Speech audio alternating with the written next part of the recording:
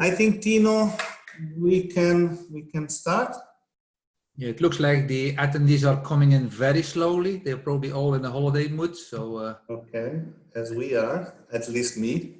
well, okay. And now you have to take control. You have to ask for control. Okay, I take control.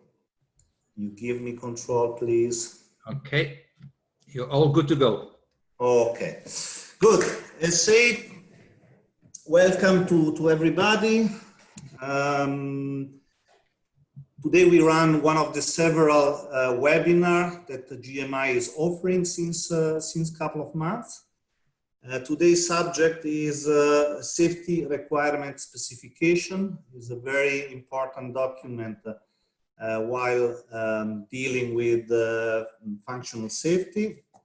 Let me check if I really have full control here. Okay, yes. Some details about speakers. As said, myself is Mauro Perego. I'm Sales Director of GMI.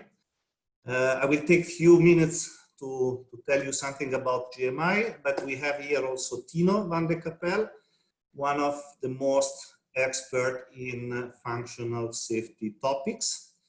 Most of you may know him already, may have the chance to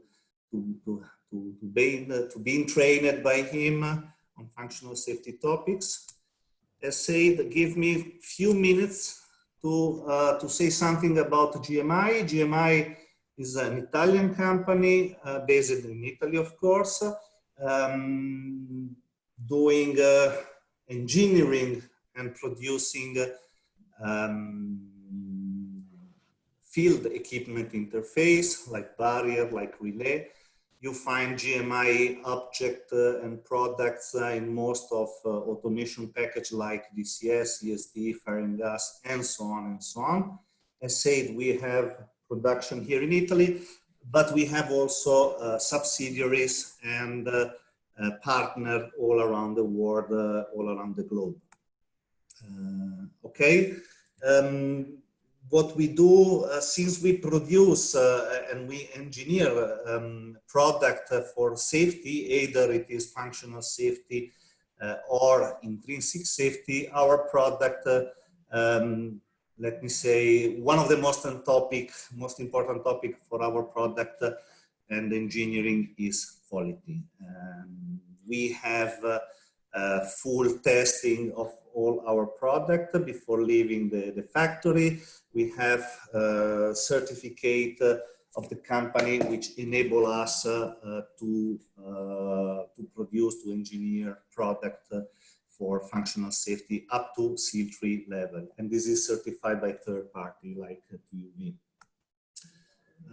Just a few words about the product we deliver. We are talking about ES barrier, we are talking about safety relays, isolators, power supply, multiplexer systems, together with hard multiplexer, and so on, like surge protection. We have termination board, which are customized for the several systems we have in the market. And all of our products are either certified for intrinsic safe application or for functional safety application, or both of them. As said, we are Italian, but we are placed everywhere. So everywhere you can find GMI products, and of course, all GMI products are certified to be installed in all countries. So we cover all certification requirements which are coming from each single country around the world. Very last statement, just to show you some of the customer we have. We have different kind of customer, starting from system vendor to EPC, OEM, and end user, and of course all of them around the world. What to say? Nothing else. As promised, I took only a few minutes before to leave the speech to Tino and to enter into the heart of our webinar. So Tino, I give you the speech. And I release the remote control. Just a few words again. We have collected during the registration some questions. So at the end of this presentation, we have a section. We have already prepared a presentation, a section with question and answer with the question we collected during the registration. On the other hand, you still have chance in case some question rise up. You have the question and answer button and section you can use to raise question. I will ask Tino to stop his presentation in case of a question are coming up. So we try to answer live. So Tino, it's your time now. Thank you, Mauro. As Mauro was saying, we have collected some pre-registration questions, although I have to say that the majority of all the questions were the same questions as for the previous SRS event. So it looks like people have registered for the second time, which is nothing wrong with that. But of course, when you leave the questions the same, you will receive the same answer from me. That is why also Mauro was just mentioning you have the Q&A box. So feel free to fill in something on the Q&A only related to safety requirement specification. Does it make sense to ask me how to calculate the sill loop? Because it has nothing to do with the SRS. So it must be related to the topics we are discussing here today. So thank you, GMI, again, and thank you, Mauro, for giving me and us the opportunity here to meet and also to speak about functional safety topics in this webinar today. It's Safety Requirement Specification, which is one of the key documents for the lifetime of a successful operation of your safety instrumented system. For those who have not followed any webinar yet or have never seen the 61511 or the IEC61511, which is by the way, that's the process industry dedicated standard for achieving functional safety for building, designing, engineering, maintaining and operating a safety instrumented system. And they call this the IEC61511. And what you see here in front of you is all these blocks or all these boxes here, we call this the life cycle phases. So when you look at the top here, the life cycle phase number 1, that's always the most crucial phase on any project. That is where people will brainstorm, will do some investigation. They will have to identify what kind of hazards will they have to deal with. Once they start to understand the hazard, then they will have to analyze the hazard. And during the hazard analysis here in this phase number 1, they will look on what are the frequencies, how likely this will happen, and also how bad, what are the consequences. Once you come with your consequences and with your likelihood or your frequencies, that can be measured against a matrix like, for instance, a risk matrix. You can see what is allowed, what is tolerable, yes or no, and that can actually set you some predefined level of risk reduction. In between here in phase number 2, there's something called allocation of safety functions to the existing protection layers. So assume that you have an existing system, you have done your analysis of your likelihood and also of your consequences, and you are not happy with it, or your management, your tolerable, let's say corporate risk level is not allowing you to tolerate that, then you will have to reduce. So one of the second steps over here is that some people will actually skip, but I will explain this later. It's called LOPA, and LOPA stands for Layers of Protection Analysis. And layers of protection analysis, as the word is saying, they will define what is the integrity, what is the strength of one layer, and how much risk reduction can you achieve with that. And we will divide that into different groups. We will have some prevention layers, we have some mitigation layers. Clearly here the topic for today is to talk about the prevention layer. One of the last layers always in prevention is called your safety instrumented system. So before we know we're going to need one, we have to do analysis that is in phase 1 and in phase 2. And as I said, sometimes phase 2 will be skipped. And it can go here into phase number 3, which is a topic for today. That means we will try to define a document that later on people can actually start to build a safety instrumented system to provide you the necessary prevention of a risk reduction, that you can reduce the frequency to where you come below your tolerable frequency. So that's phase number 3 here. We call that the Safety Requirement Specification. And if you would go into the IEC61511 standard, it will refer to clause number 10, which is called paragraph 10, which is called Safety Requirement Specification. What I just explained there on phase 1, 2, 3, well, there's here the audio explanation support. So the text should cover what I just explained you, so we can skip that. And we'll go right into the first poll question. And we have 2 poll questions prepared. The first poll question is the ownership of the SRS. So now I need my colleague Mauro to prepare the poll again, and there it is. So I got a question here for you. And I would like you to select the right answer, of course, and there is only one is the most correct and the most complete answer. And if you think the ownership lays in with the safety consultant company, that is the first answer. If you think it's with the engineering contractor, that's your second potential answer. The third one is with the SIS integration team or the system integration. The number 4 is with the end user or the operating company. E is with the operation and maintenance team of the same SIS. F is with the MAC or the main automation contractor. And the last answer is all of the above. And we still give it a few more seconds as we have nearly 50% of the participants voted already. So I would appreciate if you just pick one. Doesn't matter if you have the right one or the wrong one, because there's no points to score here. It's just to understand what is the audience interpretation or understanding of today's topic. And of course, for those who have listened to the first SRS webinar, which we have done by memory, I think about a month ago, then I think the answer for you is more easier than maybe for the other ones. Right, Mauro, it's still coming in, so they have not stopped yet. So we can still give them a few more seconds. I think we can stop it now, eh? Yeah, I think we can stop the poll and you can display the poll over here. Yes, and then I share result. Okay. I think you should all see results. All right. So as you can see here, we have well, we have various answers. We have 8% of the participants are thinking it's the safety consultant / company that is responsible, who has the ownership of the SRS. And I would not really like to hear that, as I've been the safety consultant myself. We cannot take an ownership of a document. Yes, we need to prove we are competent to prepare the document. But what is the key issue here is that the operating company / the end user, they are responsible to maintain the safety on site. That's the first statement.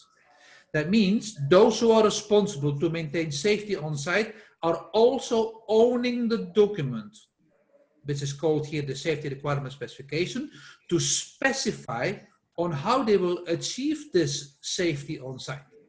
So an SIS integration team, for God's sake, they will never be responsible as an ownership of the SRS of the quality, and all of the above. Of course, maybe this is answered by one of the end users here in this audience, or this is 5%, sorry, 38% are saying it's all of the above.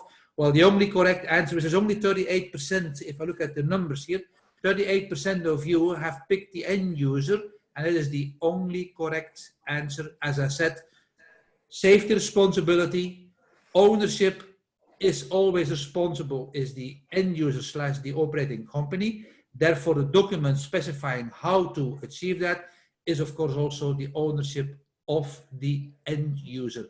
And those who are thinking, well, we are hiring the specialists, we are hiring the expensive companies. Well, you still have to hire, if is an end user listening to this webinar, you still have to hire competent people. And you have to make sure they are competent in the activities they are responsible / accountable for.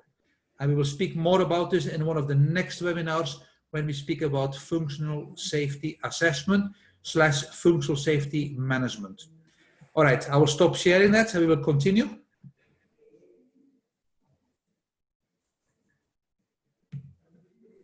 I'm trying to stop it. Okay, here we go. Right, what are now the general requirements of the safety requirement specification is, well, you can already imagine that document must be so crystal clear that no one can start to make assumptions other than reading exactly what needs to be built. That would be the ideal world, of course, not always, let's say, achievable. But your objective is to specify the requirements for the SIS, including also application program explanation. There is something called also an AP, Application Program Safety Requirement Specification. Of course, from all the experience that we have in the industry, it's very rare, so very unlikely that you have been part of a team that has a crystal clear safety requirement specification. To be quite frankly and honest with you, the majority of all the documents we still see today on the market leave too many, let's say, open items in there that people will need to make assumptions, otherwise they can never build a system.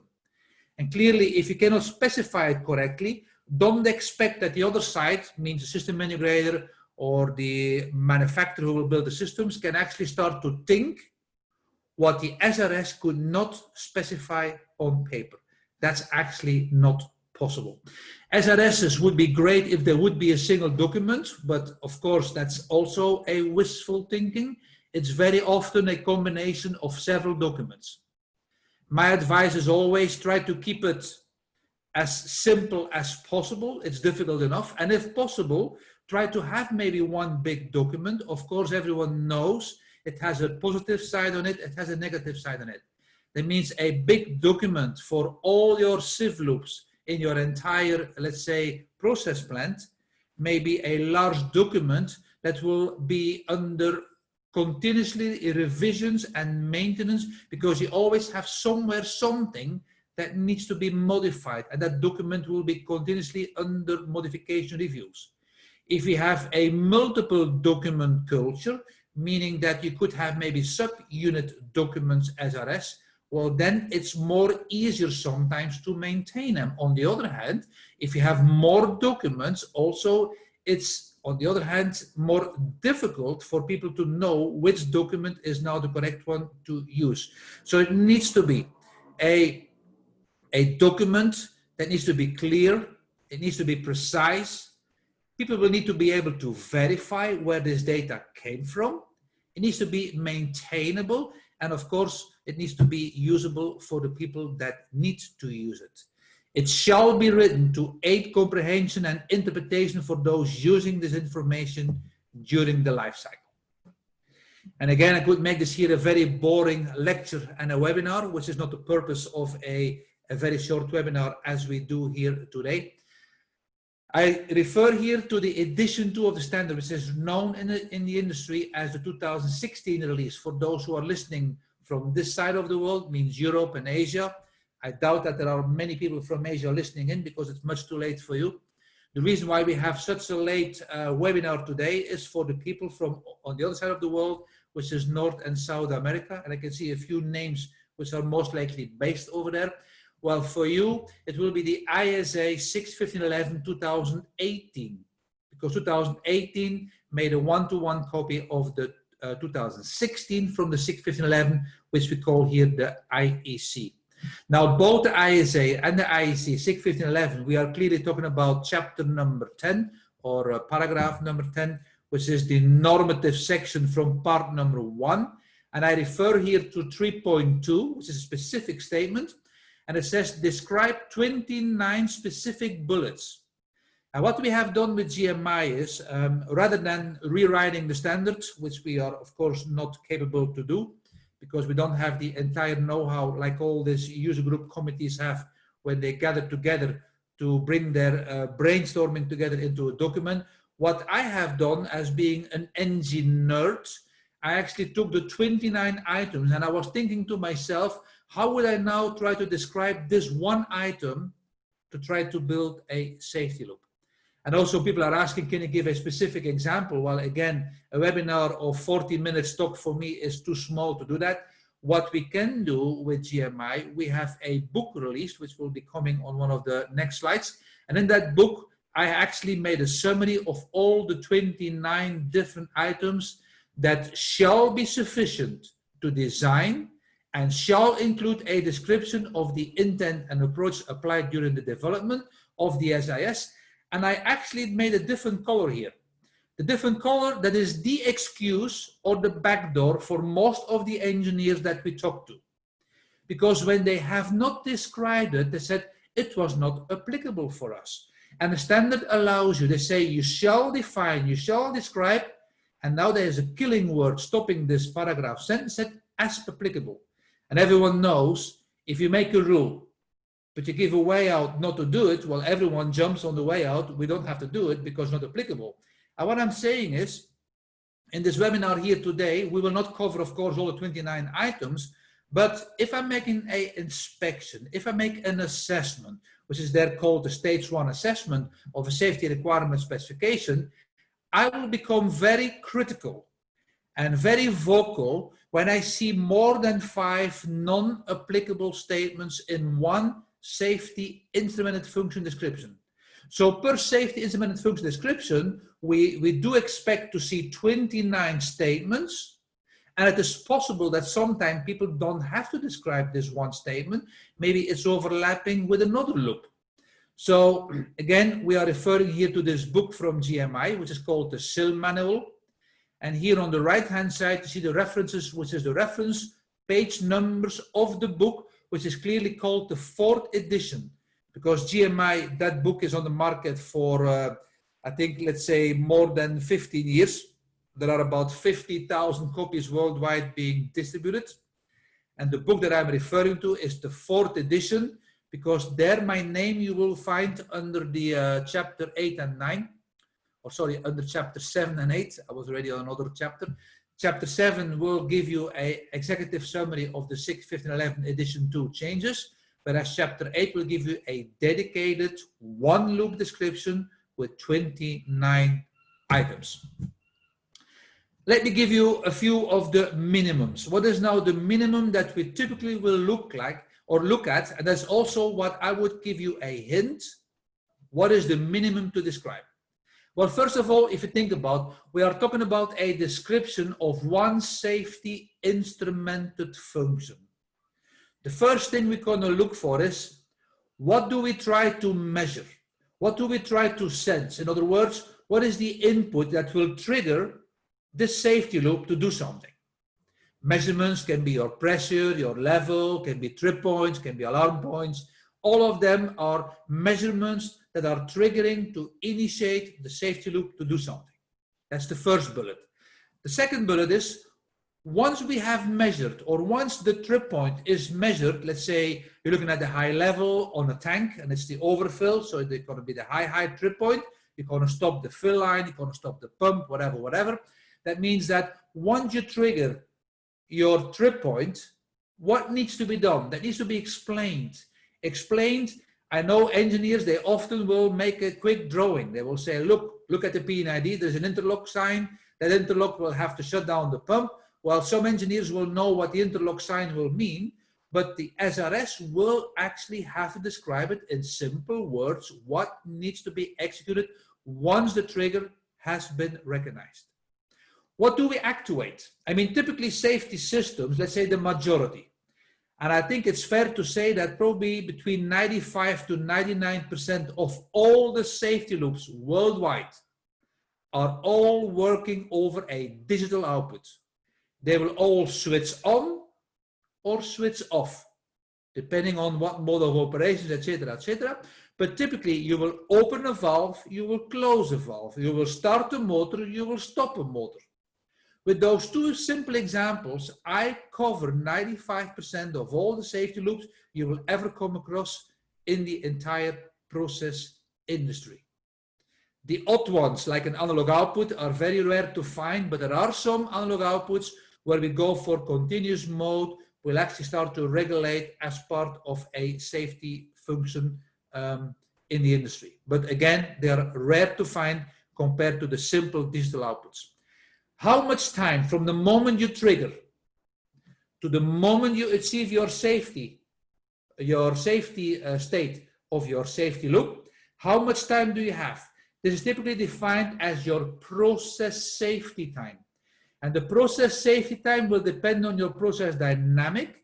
And what I say here is like a rule of thumb that your SIF, your safety instrumented function response time, is typically is typically your process safety time divided by 2 is the minimum target we will try to build.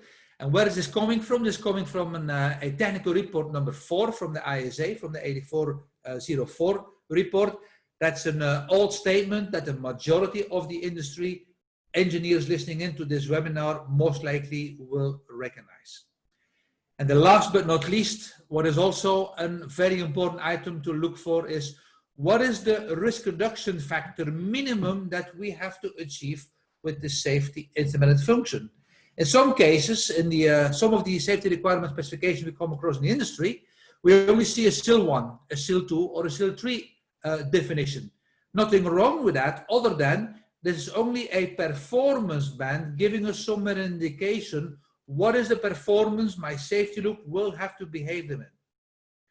The problem with having only a SIL 1, 2, 3 indication on a safety loop is that we have no idea other than when we make a proof test on that safety loop to prove how efficient my loop is still working, I can only try to find out a performance in a safety band of a SIL band.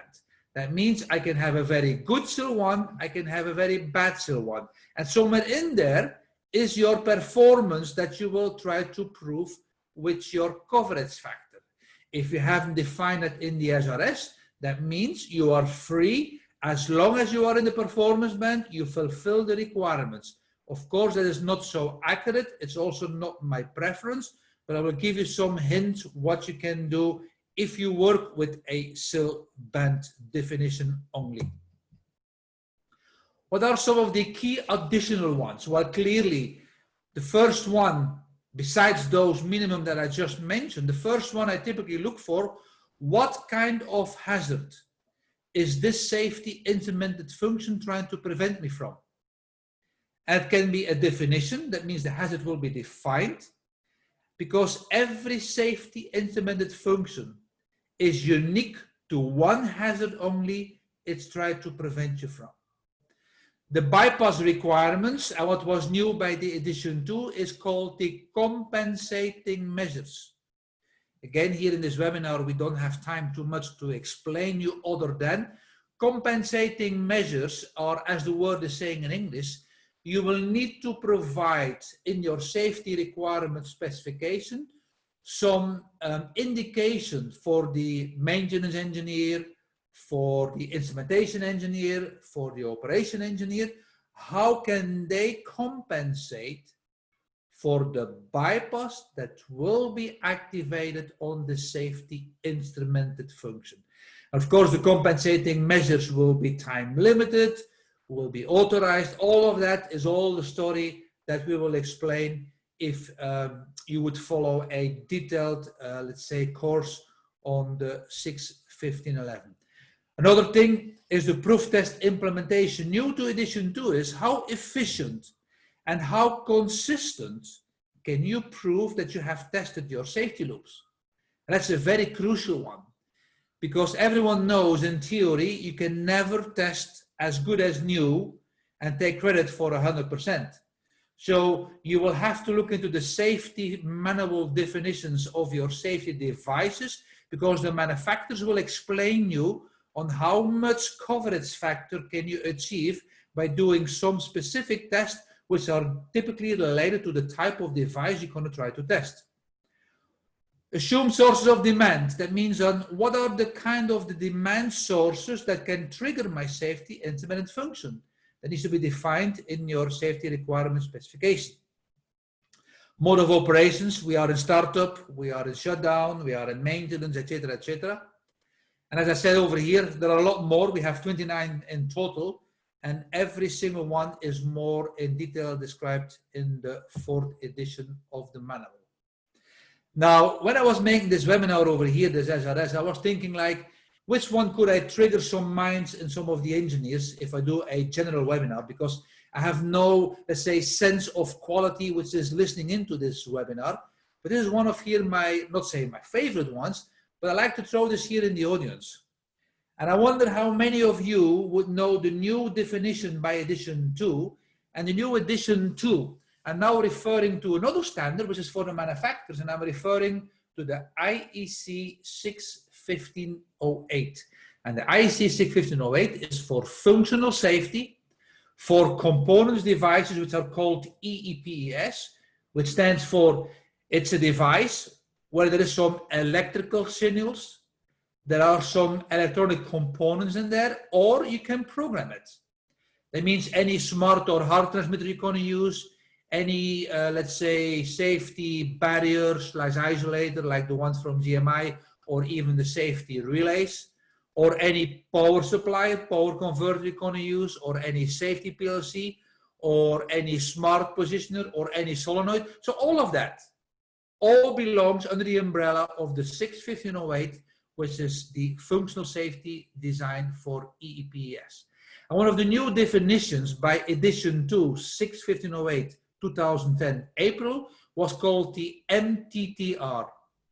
And when I'm teaching this type of training courses to the audience, and as Maro was showing, we usually do a lot of training courses, but I'm glad to say I am on hold since March. I'm not glad about that, but I'm glad to say I'm releasing the hold. I'm going to give my first live training face-to-face to a real audience, not to webinar and webcam as I'm doing now. So I'm going to stand in front of a training class in September. That's the first TOV training course that I'm finally allowed to give again. And I'm really, really, really looking forward. Anyway, coming back on here, MTTR, typically people will say, Tino, that means mean time to repair. I'm going like, time out. Mean time to repair was the old name convention from the older edition 1, 1997 to 2010 standard. As of 2010, it's called mean time to restoration. And that means a complete different story now. Because when you look onto here on this graph, which I put in into this slide over here, it's also been described in the book on page number 244 for those listening in and that have a book in front of them. Now, those who doesn't have a book, don't panic. You will be able to send us an email to ask us for a book. Now, meantime to restoration means the first time over here, the biggest or the longest time is typically the time to find out that your safety function is not working. And what would that be? Well, you have two choices. Or you will find out when it is too late. That means your safety loop needs to work, but your valve is stuck open and you didn't know it because you haven't tested it. That's the first chance you're going to have. That means the longest time you're going to have to wait in theory will be your proof test interval, or you will find out earlier when there is a demand on your safety loop before your proof test interval was due. That's the A time. And anyone knows in the industry, proof test interval, the modern society, they like to dream about 3 years, 4 years, 5 years. I even know a larger chemical corporate installation, or let's say a company around the world, they're even working with 8 years. So let's just take this extreme 8 years. That would mean that, assume that I tested my valve yesterday. The valve was working perfectly. Murphy's Law comes around today, the valve is stuck open, but I don't know it. And there is no reason to move the valve. There is no partial stroke. So it's all Murphy's Law, worst case. In 8 years' time from now, that means in August 2028, I'm due to go out and to test the valve. And guess what? The valve is not working, is stuck open. So my safety function is unavailable already for 8 years. Of course, that's a crazy story.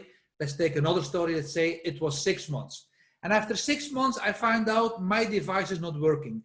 Then my B time, I have to go to the warehouse. Do I have it in stock? Most likely yes. Most likely no.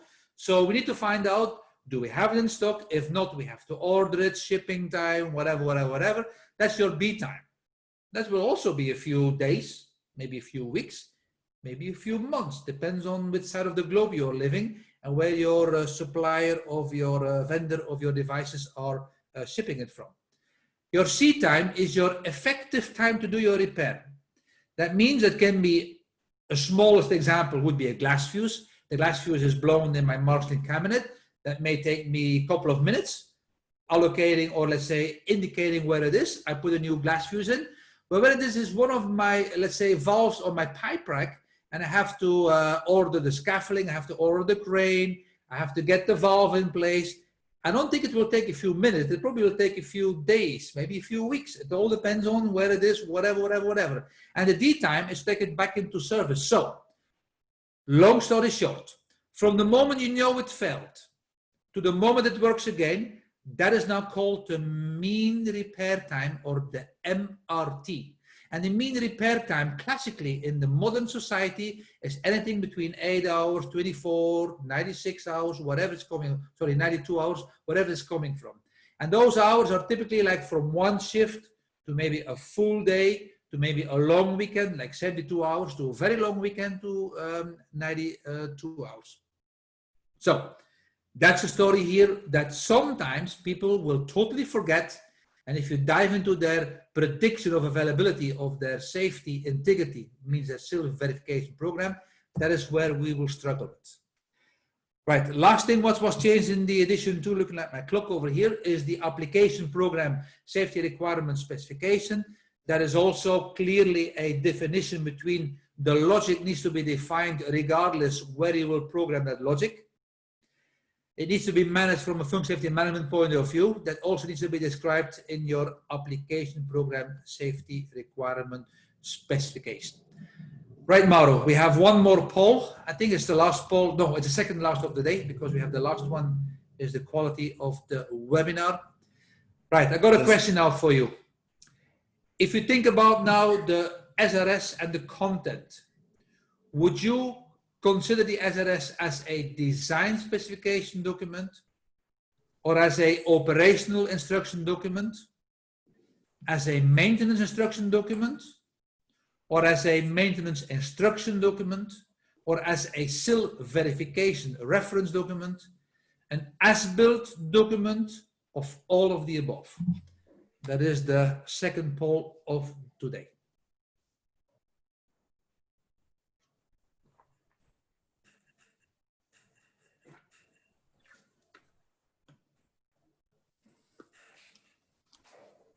Let's wait a few seconds again, so please give your feedback. Yeah, I see that one participant is answering in the Q&A, answering a design specification document. You should be able to enter it in the poll, so you should be able to click.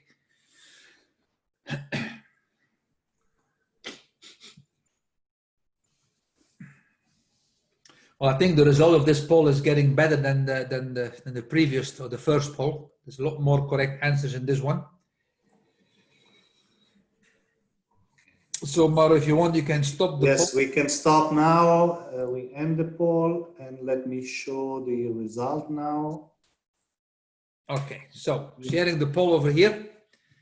We had 14% saying it's a design specification document, which is the most, let's say, a classical answer that people would give. And I would say that's only partially true. Because you can imagine if I walk into a plant and the plant is in service for 5 years, I'm pretty sure the design specification document from 5 years ago is most likely not in line to what is in front of us. That means clearly it will have to be maintained. Also, especially for the operations and for the maintenance people, it will be a lot of instructions in there on how to maintain and how to operate, how to take the loop back into service, how to take it into shutdown. I mean, all those instructions specific for a safety implemented function will be written down in my safety requirement specification. At least that's the purpose of the document as per standard requirements.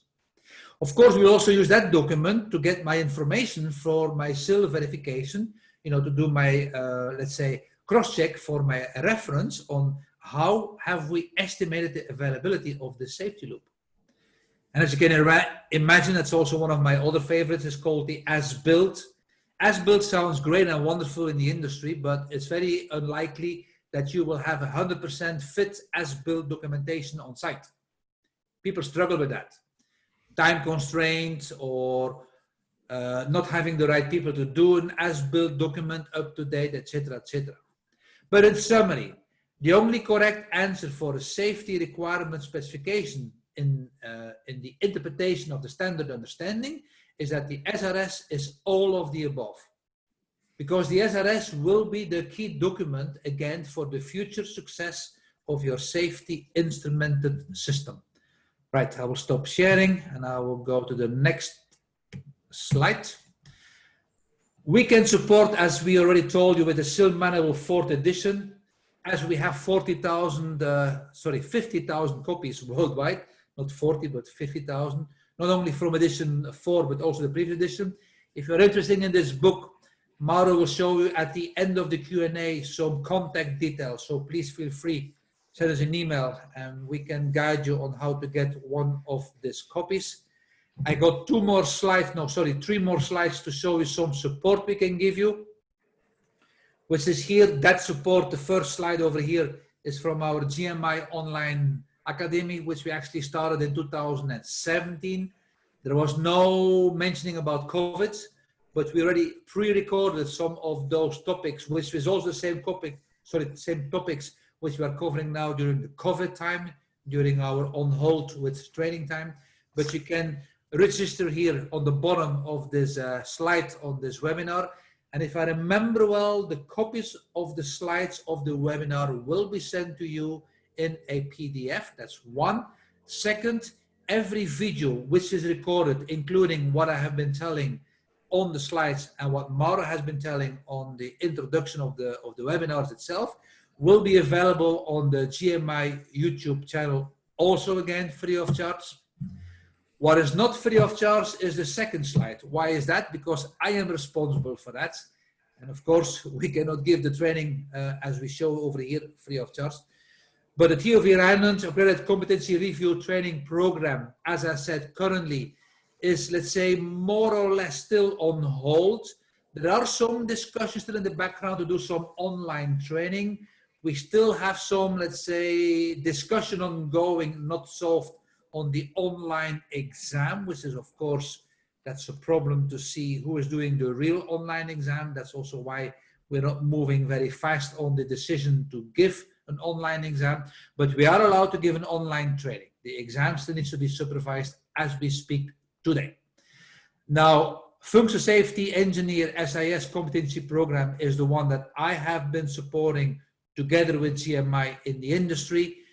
And by memory, I think I have done 177 trainings worldwide over the last 15 years, training, I forgot the numbers now, but training something like 2,600 something. I mean, it's a number 2,600 plus. We also have the fundamentals of cybersecurity, which is the one together with TÜV Rheinland, together with the cyber security risk assessment course. Those two courses we are about to launch. Of course, we were very unfortunately, our first course in March has been postponed because of the corona and has not been rescheduled yet for this year. So honestly speaking, my first priority focus is now on the SIS training again, and my focus is no longer for the moment to launch security. I estimate somewhere beginning of next year. We do customized in-house trainings, which we have done a few currently during the COVID time, and of course the free webinars as you're listening in. And last but not least, I got one more slide. We also do some functional safety support in the industry, mainly on the IEC61511. And another team of experts is helping us together with GMI to do some 62443, which is the ISA specific standard for the industrial security and the supply security management, as we can support you with. Right, Mauro, I will stop sharing this. And in the meantime, I will read some of the questions. You can we have one question. So before, I will share now the presentation with question and answer we prepared before. But in the meantime, or before, if you can have a look to the question, we have a question. Yeah, it's a question coming in, and I will read the question. It's related to what I explained on the MTTR, the mean time to restoration. And the question is as followed. Can you give an example of what the MTTR would be for an installation with 18 months test interval, where parts are in stock with 72 hours expected of MTR, means the mean time to repair? Well, in theory, that would be a very easy example. 18 months times the hours of months in a year is your worst case. Now, that's the theory. we all have to say that in the older edition 1, they would take your 18 months, divide by 2, and they would calculate with 9 months. But that was edition 1. Edition 2 is making it more worse. So if I would take the worst case, and I know that Mauro has already cleared it, let me just go back to the text. If you would take the 18 months times hours per month, that will be somewhere quickly on top of my head, somewhere between 13, 14,000, let's say 14,000 hours to make it simple. 14,000 hours roughly, that's the expected worst time that your safety loop is unavailable. I can already give you now the, let's say, statement that if you would fill this into any SIL verification, let's say, program, and I can tell you now, some of the known programs in the industry will not allow you to give in 14,000 hours because they know you're going to lose your SIL performance.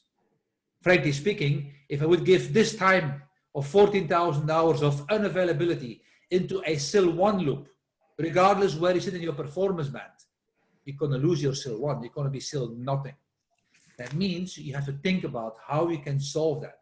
So yes, clearly, it's a statement from a standard, and everyone knows if you're going to start to fill in 18 months plus 72 hours to repair it, in an unavailability of your SIL verification program, your SIL will certainly lose 1, maybe even 2 SIL bands, depending on where you were sitting on the curve of your SIL performance. I hope I have been able to answer it as neutral as possible without hurting anyone's feelings, but that is my personal interpretation, that if you would fill in this 14,000 hours in any SIL loop, you most likely will lose any SIL performance that you want to require. Right, Mauro, I'll let you go by the Q&A. In the meantime, there's a new question in. Yes, sir. But you can go ahead with your Q&A, which was being prepared. Otherwise, we can't. Okay, then we come back to here. So we have here, just a second, sorry. Just let me clean. So beside the 29 points listed in the standard, do you recommend further consideration as part of the SRS? Yes, you can go to the next slide. This was a question. I'm trying. I'm trying. I don't know what's going on here. Okay, here it is.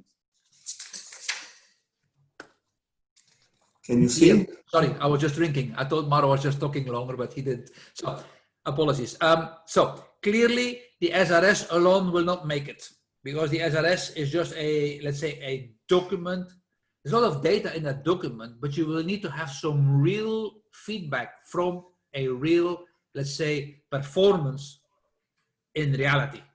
Because between the theory and the reality can be a lot of different. What we are saying here is, and I give you in the first bullet here, I'm thinking about the useful life. The useful life will be given by the manufacturer. The mission time will be defined on how long I'm looking for the right English word now, it's slipping me. How much time do you want to keep this loop performing as a mission time to achieve a certain risk reduction? That's going to be defined with your risk reduction factor based on the device quality, etc., that you're going to use in your SIL loop. Your safety manual per safety device will be needed. We want to see your maintenance records per your safety loop, because your theory can say, great, every 18 months or every 6 months we're going to test. The question is, how good have you been testing? And how will you be able to prove that? That means we need to see some proof test consistency. That's also a new item by the edition 2. We want to see the proof test records. We want to see your own failure data. We don't care about so much generic failure data that you may have purchased in the industry or that you may have gotten from your manufacturer. We want to see your own data. Because the 61511 edition 2, it's all about quality data and how much confidence level you can prove in your own data, especially when you're going to call in something called prior use. That's another topic which we have also covered in one of the other webinars. So generic reliability data sources is often the only way out if you don't have your own data. So we will have to discuss that. That's per device. But besides that, as we said over here, it's not a standalone document. You'll need to have supporting evidence from things like, for instance, documents with the behavior of the failure of your loop, which we just mentioned here on the first bullet, will be supporting additionally your safety requirement specification. And the reason why we said here, you have to consider that your safety requirement specification will be your as-built key document. And that's a very strong statement which we are giving you here in the second bullet. Yes, Mauro, you can go to the next one. Yeah, I grant you. I'm trying to go to the next one. Here it is. So how to verify the safety loop, the question is, and how we can upgrade the existing loop to a higher level. Okay. So verification against the design requirements of the SIF based on the proof test records is what you will have to try to verify from. Of course, when you said, listen, we are just doing the installation commissioning, we're going to do the verification, well, clearly you're going to verify not against your test records because you haven't tested yet. So there the verification records will be against your design requirement documents. But once you go live, once you go, let's say, on a real safety instrument function experience, then you will have to learn based on the behavior of your safety loop. So you will have to have some data collection of, one, your failure data. Second, you need to record also your useful life, like some people, honestly, in the industry are not doing. I mean, in our process industry, our safety culture is typically driven by the following two factors. If you talk about an electronic, let's say, microprocessor-driven instrument like smart/hard transmitter or a safety PLC, you will only replace that based on, one, maybe the operating system upgrade will not support your older revision anymore. That means you will be forced to go to a next release or a, let's say, more modern release of your microprocessor on that type of device. But that's not the easy one to explain you because you are driven here by the manufacturers. The easier one that you will understand, especially if I explain it to the end users, is when do you replace a valve or a solenoid? The answer is typically you can replace that when it is broken. That means even when the useful life is over, even when the valve is still working correctly, you typically do not get the allowance by your management to say, now we're going to have to go to overhaul, to revise, or to replace that valve. And that's, of course, something that needs to be considered if you want to talk about verification of the useful life of some of your equipment. Does it make sense to do all magic with calculation of SIL verification and don't take care about the useful life of your instruments?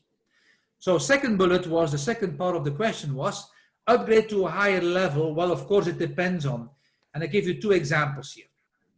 If you have a risk reduction factor of 200 and your new requirement is to do let's say a higher level of risk reduction factor to give a number here, 575, that means you want to have a better performance on SIL2.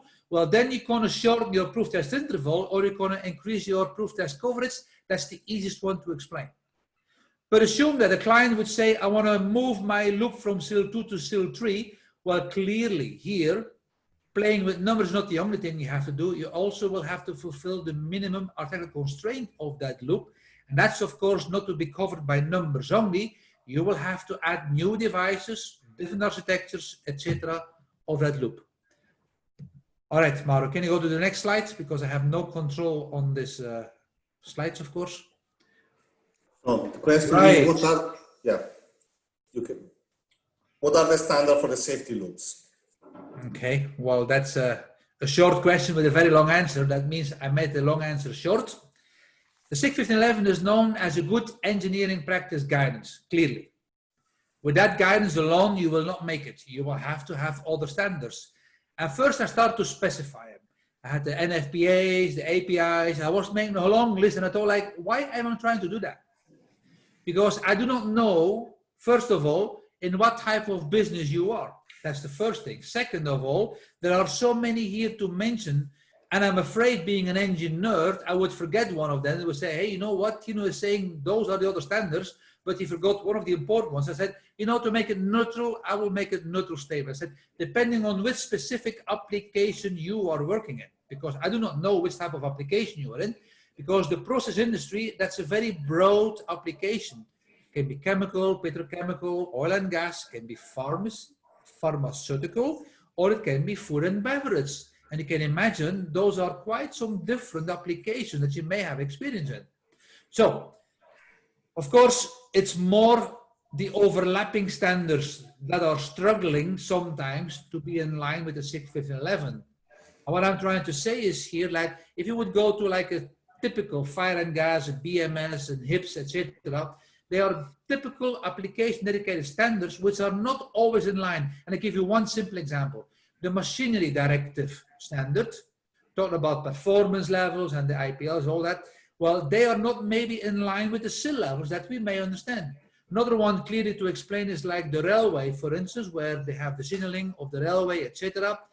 Their SIL 4, as an example, is our SIL 3 in understanding by the process industry. So it all depends what dedicated application you are looking for. Right, Mauro? Next one. Okay, I think this you gave already answer so we can skip 2 slides. We can go to the next one. Okay. So, which preliminary method is more effective for development of an SRS between risk graph and LOPA? Okay. Well, I mentioned that in the introduction of the SRS, and here I will give you a bit more of the explanation. A risk graph and a risk matrix are only good to give you a very fast indication. Do you need a SIL 1, 2, 3, or 4? Everyone knows SIL 4 is not wanted. They guide you to say, do not go for SIL 4 risk reduction higher than 10,000. Change your design to go lower. Honestly speaking, SIL 4 is very rare to find in the process industry anyhow. So the majority of the loops are all SIL 1. Minority is SIL 2. Extremely minority is SIL 3. Why? It's a matter of money, design, operating cost, etc. That's now driving the industry to go lower in SIL. Now, nothing wrong by selecting a SIL 3 in your industry, but some end users will only use this method. And I give you a clear example. I got an end user in mind that said they don't want to do LOPA. They don't want to go make the calculation on prediction, on prevention layers, performance. They're going to purely work with the risk matrix, and they make a simple risk matrix.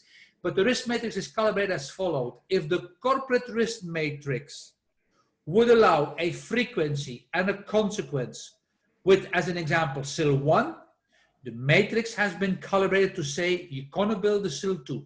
So simply speaking, they're going to go 1 SIL band higher than what they really need to avoid people playing with numbers. The opposite, number 2, is LOPA will be more precise. LOPA will be more work.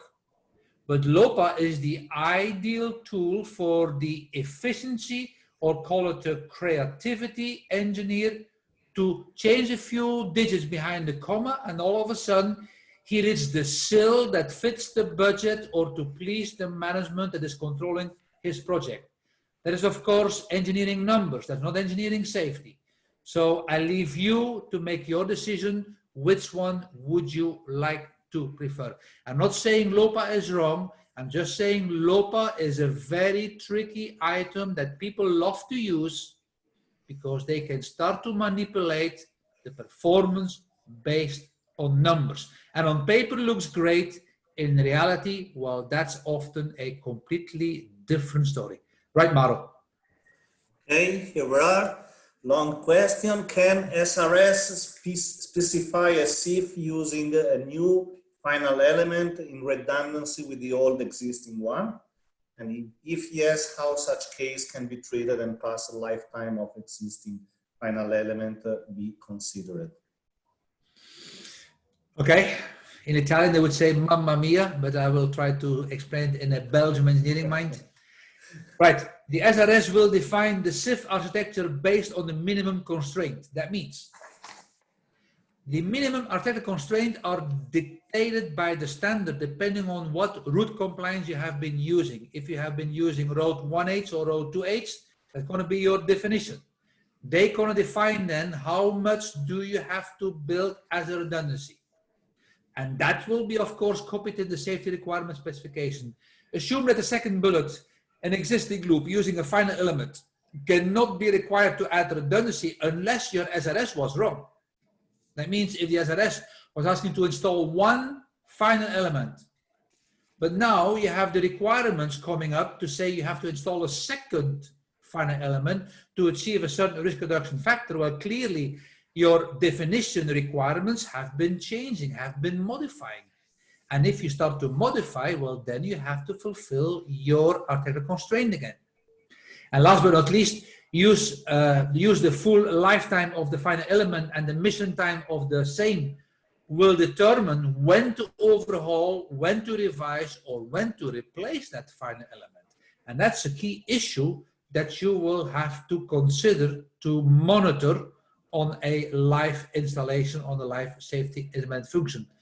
Yes, Mauro? Yes, another question. What are the must and mandate points that can't be compromised in an SRS report? Okay. All right. I was just about to ask Mauro how many slides are more to come, but I see there is only one more to come, I think, right? We have two further questions, but okay. For you, next one, only one other question. As per standard. So what is the must? Well, again, as per standard, ideal world, 29 are the must, but we all know that's most likely not going to happen.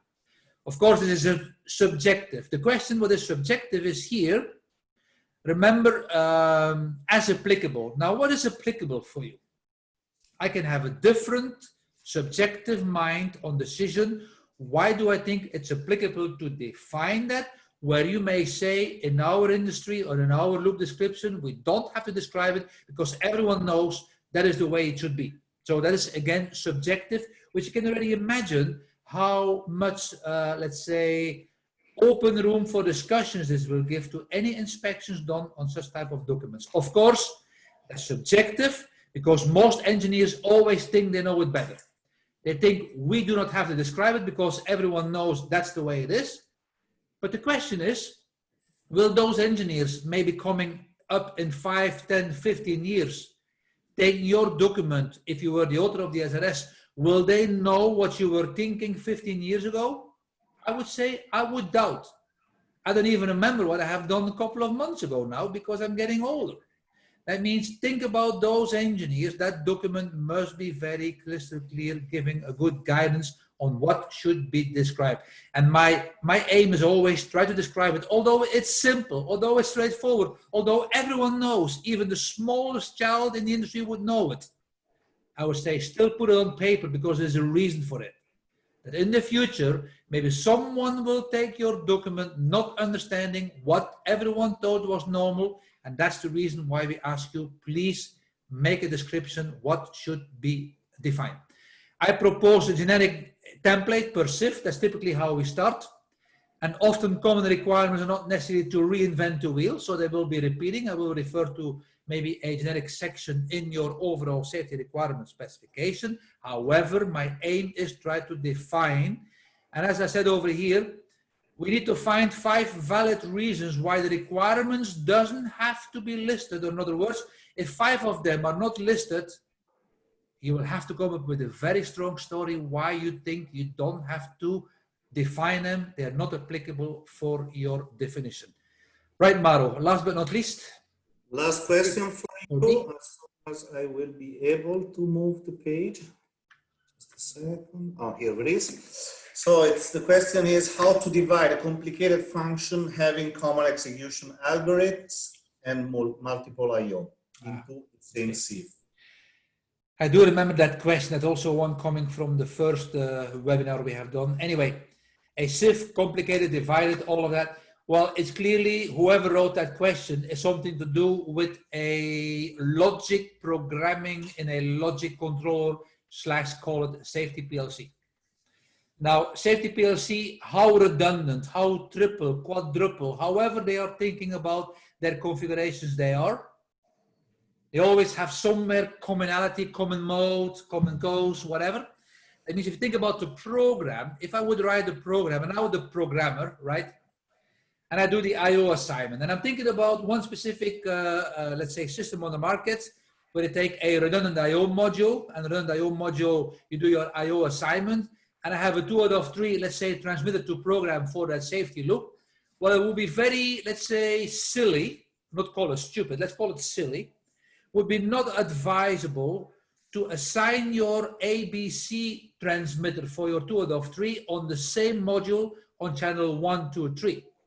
That means if you have multiple modules, try to be as diverse as possible already in your assignments. When we explain this simple, we say, don't put all your eggs into one basket. No matter how many layers of redundancy your basket has, it's still one basket. That means something can still happen. If you can be diverse as much as possible, certainly that is what I would try to advise you. Another reason would be to have, think about the IO assignment on common mode and common cost potential. Common mode is often misunderstood, but common mode could be again referred to as a human failure, which it is at the end. It's always the human's fault. It's always a systematic failure at the end.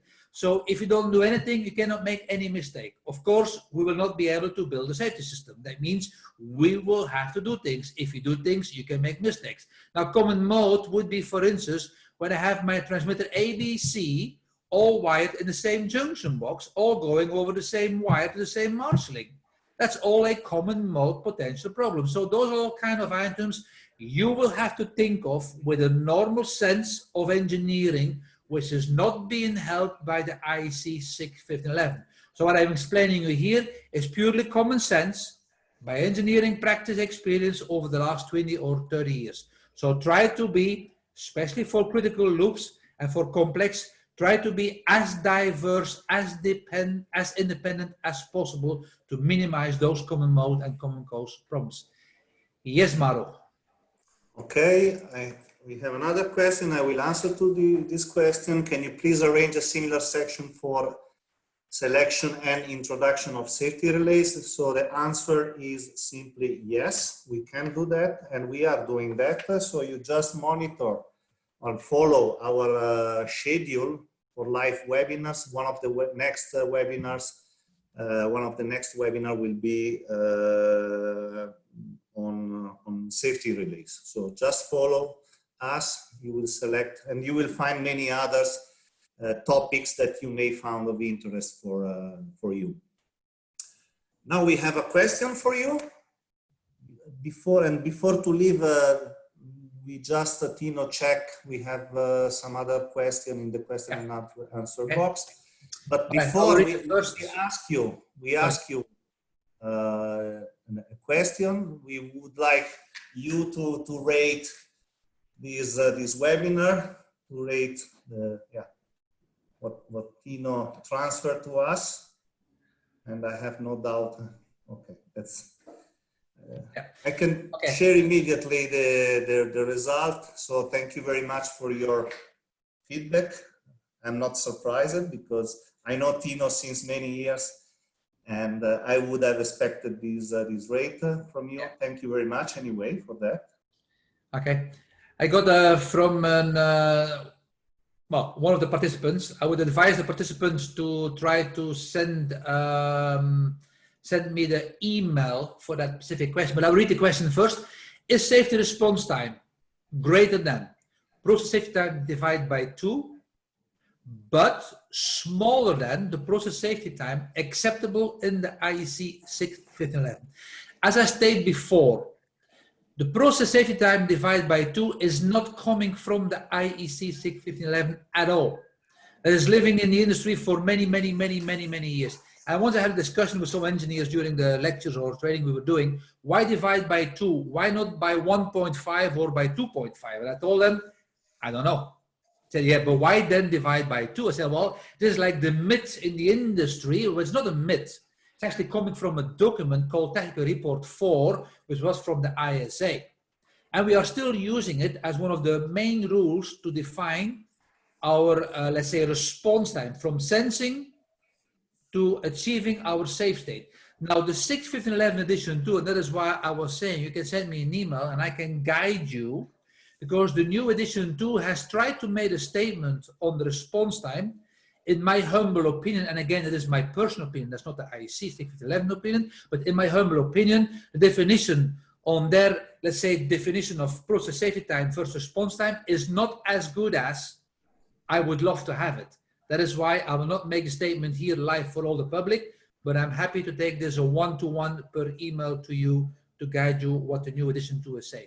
And the second question was, sorry, this is a side question. On a production line, there are two sets of pressure transmitters upstream and downstreams of two shutdown valves. Both upstream and downstream pressure transmitters will close both shutdown valves at a different set point. Can we treat these two trip points as two different SIFs? I was told I can use them as two IPLs, two independent protection layers, because they are using the same final elements. But how about two SIFs? Thank you.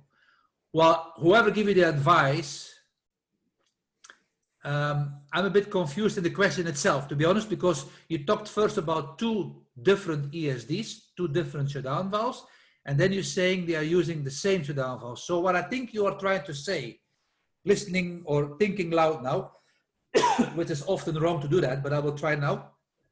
Let me just close this poll. You said you have two different pressure transmitters, you have two different valves, one upstream, one downstream. They both can trigger and close. So when the upstream or the downstream is having two different trip points, but you're closing the same, let's say, shutdown valves, because you are after the same hazard. One hazard is upstream, the other hazard is downstream, but the hazard is with two different trip points. You're considering the shutdown function with the both same valves. Honestly speaking, my first interpretation, but I need to see more details about it, but my first impression would be the advice given to you is correct. It's one final element definition, right? But there are two different trip points trying to trigger. Anyhow, without seeing more, it's difficult to say yes or no or to go a specific way. I would be happy if you would send me more details to put my brain on it for a few seconds and give you a better definition. How can we get a participation certificate for PDH hours? That's probably some, you need to have some evidence. Well, the person... I can answer you. You just send an email to me, or you just reply to the email while you are receiving the slides. You just reply to that email asking for the certificate. We will provide it for you. Very good. Okay, so this is also done. Now let's close. Let's go to the very last. Okay, we are closing. Okay, just want to mention here we have contact details. So if you have any further topics you would like to discuss, you just send us email. Just want to remind what Tino and I said already before. We have further webinars planned in the next weeks. So just check our website and you will find various topics ranging from functional safety to intrinsic safety to specific application, safety relays, and so on. And the last topic or last mentioning I want to do is confirmation that you will receive the slides, and also you will have the chance to watch this webinar as well as all other webinars we have already done since June. So you can go through that, or you can participate to the live one. You will have chance to raise questions as you could see today. Last slide. Thank you very much.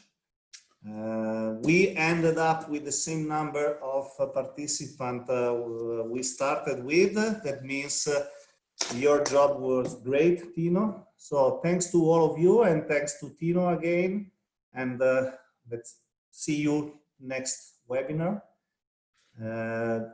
just waiting for the time that we will have the chance to have face-to-face meeting. Thank you again. All right, thank you, Mauro. Thank you, everyone. Have a good morning, evening, afternoon, morning session, whatever. Keep it safe, and we have the next webinar next week again. Thank you. Thank you. Bye. Bye.